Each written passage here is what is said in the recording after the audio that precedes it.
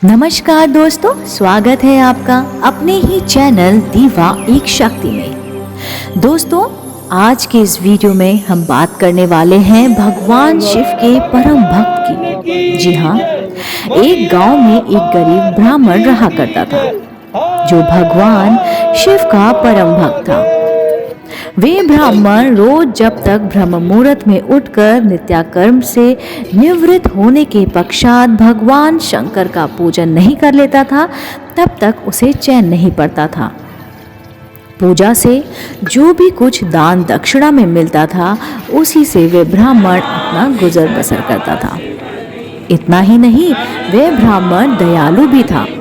जब भी कोई ज़रूरतमंद मिल जाता, उसकी वह अपनी क्षमता के अनुसार उसकी सेवा करता था। इस कारण शिव के परम भक्त ब्राह्मण गरीबी का जीवन व्यतीत कर रहे थे। उधर ब्राह्मण की इस दानी प्रवृत्ति से उसकी पत्नी उससे चिढ़ती थी, किंतु उसकी भक्ति परायणता को देख उसे अत्यंत प्रेम करती थी, इसलिए वे कभी कभी भी उसका अपमान नहीं करती थी। साथ ही अपनी जरूरत का धन वे आस पड़ोस में काम करके जुटा लेती थी। समय बिताते के साथ साथ मंदिर में दान दक्षिणा कमाने लगा। उससे उस ब्राह्मण को आर्थिक तंगी का सामना करना पड़ा। घर की मूल आवश्यकताओं की पूर्ति नहीं होने के कारण ब्राह्मणी दुखी रहने लगी। इसी तरह दिन बीतते गए। एक दिन महाशिवरात्रि का दिन आया। उस दिन भी ब्राह्मण हमेशा की तरह ब्रह्म मुहूर्त में उठकर नित्य कर्मों से निवृत्त होने के लिए नदी की ओर चल दिए। सौभाग्यवश उसी समय उस रास्ते से माता पार्वती और शिवजी कहीं जा रहे थे। तभी अचानक से माता पार्वती की नजर ब्राह्मण पर पड़ी। आज ब्राह्मण महाशिवरात्रि को लेकर उतने उत्साहित नहीं थे जितने कि वो अक्सर हुआ करते थे। उसकी उदासी देखकर पार्वती जी ने सब कुछ समझ गई और शिवजी से बोली, स्वामी, ये ब्राह्मण प्रतिदिन आपकी उपासना करता है, फिर भी आपको इसकी चिंता नहीं है। माता पार्वती की बात सुनकर शिवजी मुस्कुराए और बोले, देवी, अपने भक्तों की चिंता मैं नहीं करूंगा तो कौन करेगा। जिस पर माता ने शिवजी से कहा, पर स्वामी, आपने अब तक उसकी सहायता क्यों नहीं की है। यह सुन भगवान शिव ने कहा, देवी, आप निश्चित रहिए। अब तक उसने जितने बिलपत्र शिवलिंग पर चढ़ाए हैं, वही बिलपत्र आज रात्रि में उसे धनवान बना देगा। इसके बाद माता पार्वती जी और शिव जी वहां से आगे बढ़ गए, किंतु संयोग से उसी समय उस राह से एक व्यापारी गुजर रहा था।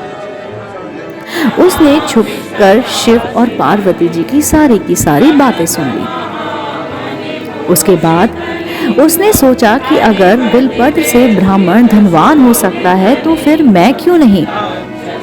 यही सोच वे ब्राह्मण अपने घर पहुंच गया और ब्राह्मण से बोला, पंडित जी, आपने अब तक जितने भी बिलपत्र शिव पूजन में चढ़ाए हैं वे सब मुझे दे दीजिए। बदले में मैं आपको 100 स्वर्ण मुद्रिकाएं दूंगा। व्यापारी की बात सुनकर ब्राह्मण ने अपनी पत्नी से पूछा तो वह बोली, पुण्य का दान ठीक तो नहीं, किंतु दे दीजिए, हमें धन की जरूरत है।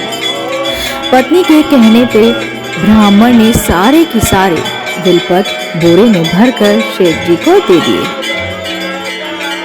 इसके बाद बिलपत्रों का बोरा लेकर सेठ जी मंदिर पहुंचे और शिवलिंग पर चढ़ाकर वहीं बैठ गया और धनपति बनने का इंतजार करने लगा। इंतजार करते करते सेठ जी को आधी रात हो गई। सेठ जी चमत्कार देखने के लिए बहुत उतावले हो रहे थे।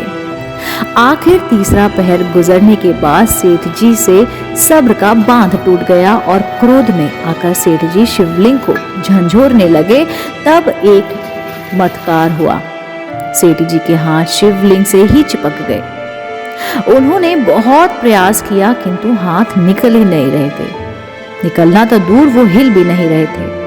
थक हार कर सेठ जी शिव जी से क्षमा याचना करने लगे।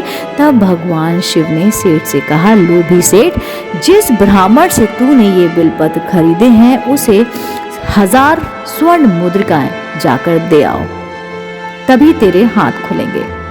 प्रातःकाल जब ब्राह्मण पूजन के लिए आए तो देखा कि सेठ का हाथ शिवलिंग से चिपका हुआ है और वो रोए जा रहा है।